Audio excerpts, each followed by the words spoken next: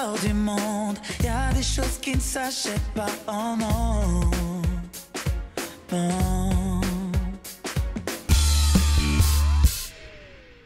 Oui, juste un instant, que toi et moi, c'est peut-être maintenant que s'écrit notre histoire. Oui, juste un instant, danse avec C'est moi. s'il l'a pécho à la fin, quoi. Avant que la vie nous file entre les doigts, je veux t'entendre chanter. Quand j'ai commencé à composer cet album, on était dans une spirale super positive dans laquelle on est toujours d'ailleurs. Je voulais vraiment un truc fédérateur. Après, ça pouvait être pop urbaine, pop, ça pouvait être club, peu importe. Tout ce que je savais, c'est que je voulais plus d'instruments, plus de live dans cet album, plus de guitare, plus de vraie batterie, plus de cordes, de piano, de choses comme ça, de guitare acoustique aussi. Ce qui était important pour moi, c'était de continuer à m'ouvrir musicalement, comme je l'ai fait depuis mes débuts, album après album, c'est d'évoluer musicalement, vocalement. C'est limite plus compliqué de commencer jeune parce qu'il faut faire accepter son évolution, même s'il n'y a pas à accepter une évolution, c'est quelque chose de naturel, mais il faut faire comprendre aux gens musicalement que forcément, à 18 ans, t'es un gamin, t'as pas les mêmes goûts qu'à 20 ans, puis qu'à 22, puis qu'à 25, puis qu'à 27. Donc voilà, cet album-là, pour moi, c'est un passage entre, j'ai envie de dire, le gamin, le jeune homme et l'homme. Je veux t'entendre chanter, hey, je veux t'entendre chanter, hey, je veux t'entendre chanter, hey, je veux t'entendre chanter. Le titre À la poursuite du bonheur, c'est dans le fait de courir après ce bonheur, c'est ça le bonheur pour moi. C'est de se réveiller le matin en ayant un but précis et un objectif à atteindre et une ambition. Voilà, l'ambition pour moi c'est quelque chose de très positif. Et en ayant traversé une période un peu plus délicate il y a 4 ans, je savoure d'autant plus et j'apprécie d'autant plus ce qui se passe maintenant, encore plus même que mes premiers succès en solo. Donc voilà, pour moi le bonheur c'est de se réveiller le matin avec un but bien précis et voilà, des objectifs, des rêves plein la tête.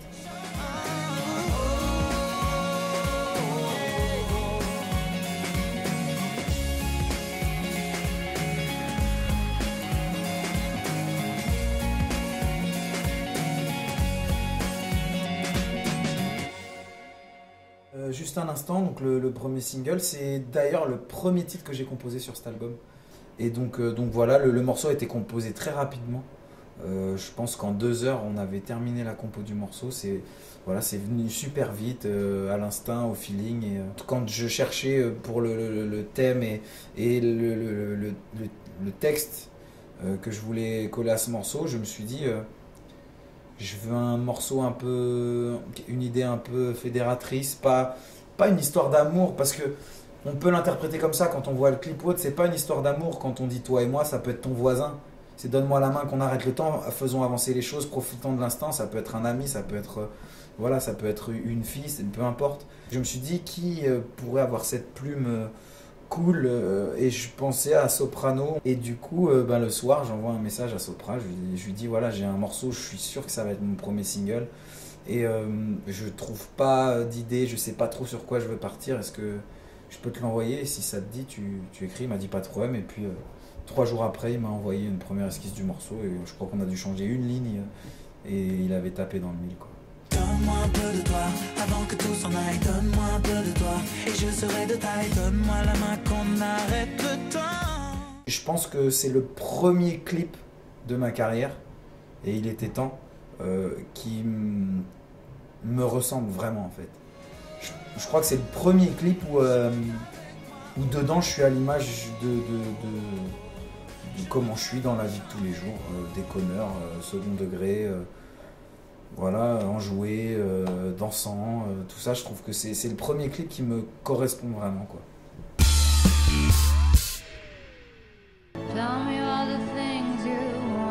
Ah, c'est Lana Del Rey ça, non ? J'aime beaucoup. J'ai acheté. En fait, la première fois que je l'ai vu passer, c'était sur une émission en live. Pendant qu'elle était en train de chanter à la télé, je suis allé acheter le titre téléchargé légalement.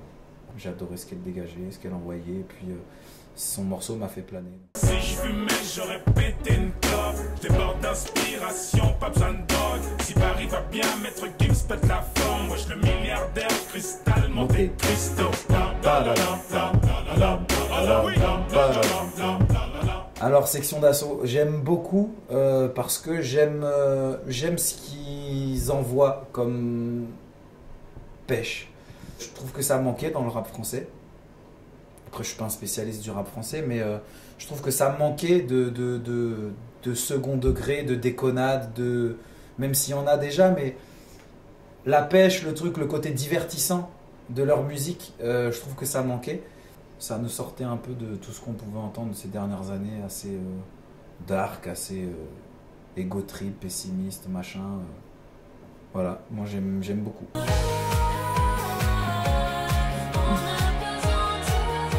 Chimio.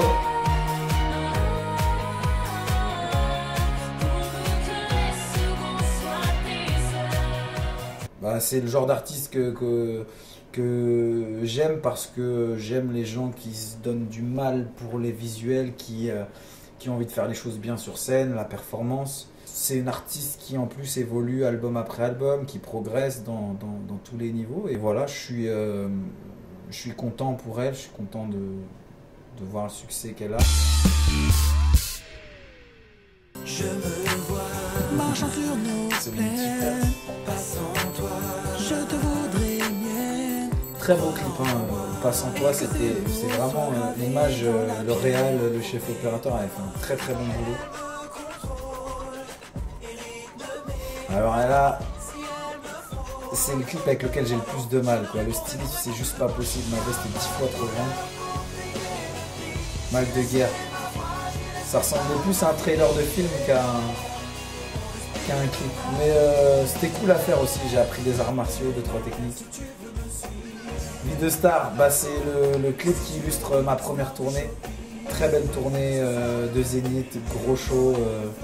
Je réalisais mon rêve vraiment de gamin, c'était de faire une tournée sur scène avec mes danseurs, musiciens, tout ça.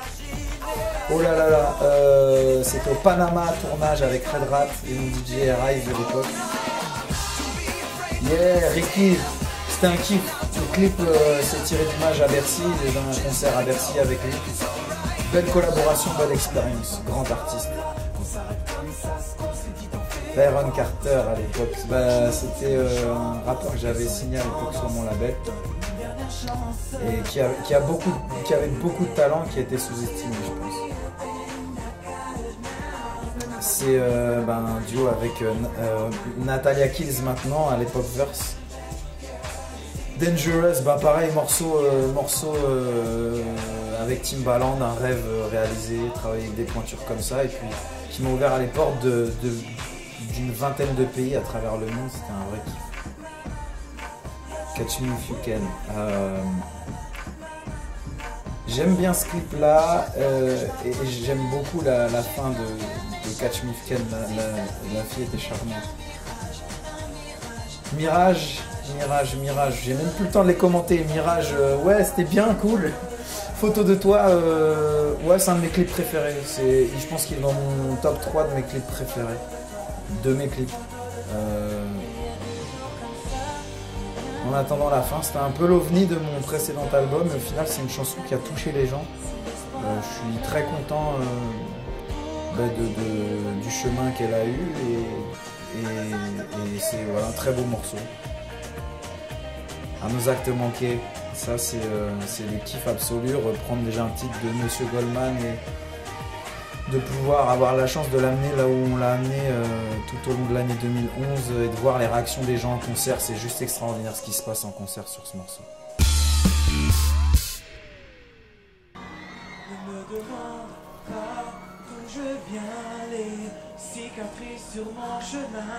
C'est mon petit frère ça aussi. Il a pas encore la barbe. Je crois à mon étoile, les rêves ont ce grand pouvoir d'échanger les couleurs du noir.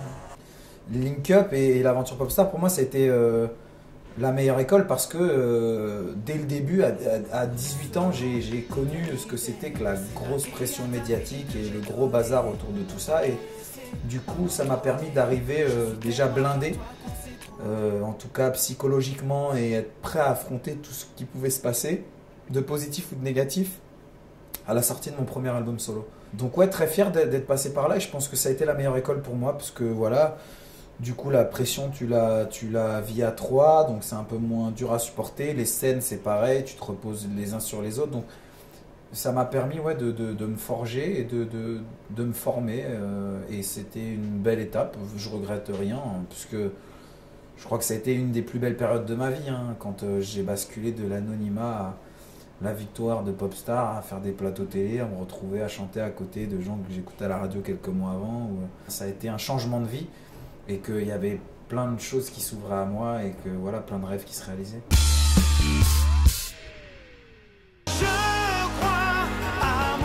Un single très pop, ça n'avait pas grand chose à voir avec mon univers à l'époque, mon étoile. C'était plus du Robbie Williams, enfin dans cet esprit-là, pop anglaise.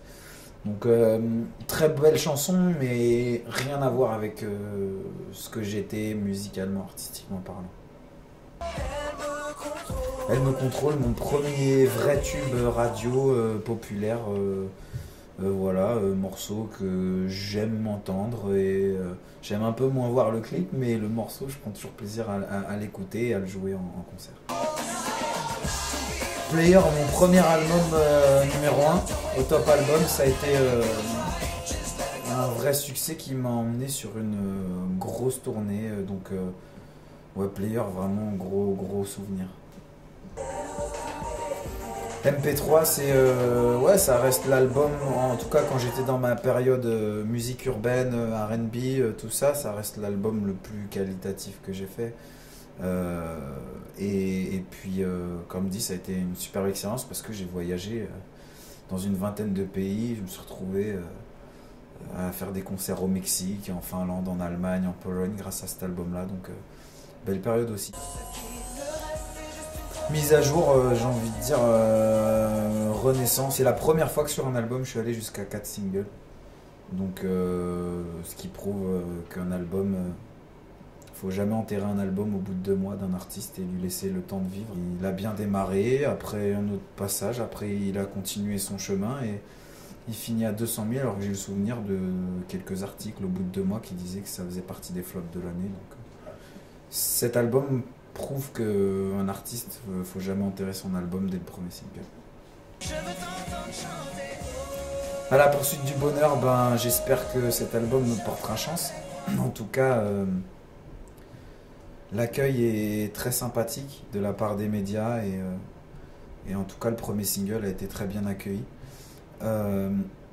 C'est un album que je vais défendre sur la plus grosse tournée de ma carrière parce que va se passer des choses assez énormes sur scène, que ce soit la scène en elle-même ou le concert en lui-même. Ça va être définitivement ma plus grosse tournée, on va être une quinzaine sur scène et dans cet album-là, il y a tout ce qu'il faut pour nous faire passer 1h45 voilà, de folie avec le public, avec mes danseurs, mes musiciens et ma belle scène avec tous les effets qui vont avec.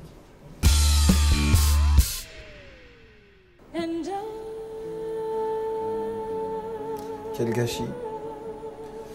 Quel gâchis. Je pense que ouais, enfin, elle aurait pu encore plus marquer son époque, même si elle a marqué énormément son époque, mais je pense qu'elle aurait pu monter encore plus haut. Après, voilà, ça montre que dans ce métier, même si tu as le succès, tu n'as pas tout gagné et que les gens comprennent aussi, que ce soit elle, Amy Winehouse ou d'autres, que la réussite professionnelle ne fait pas tout.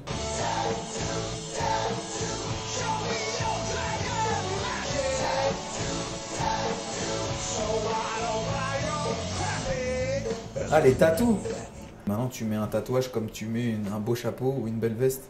Mais moi, surtout, j'ai commencé à 18 ans et dans les 2-3 premières années, j'ai enchaîné. Là, ça doit faire 2-3 ans que j'ai pas fait de tatouage, 2 ans. Je le dis pour les jeunes qui nous regardent, prenez le temps de réfléchir parce que moi, il y en a quelques-uns que je regrette. Voilà, même si quand on est jeune, on est persuadé de faire le bon choix et tout, au final, même si les gens m'avaient prévenu, j'étais sûr de moi, au final, je reviens sur ce que je disais. Et voilà, prenez bien le temps de réfléchir avant de faire un tatouage. Parce qu'après, pour l'enlever, ça fait encore plus mal. Oui, juste un instant, que toi et moi, c'est peut-être maintenant que s'écrit notre histoire.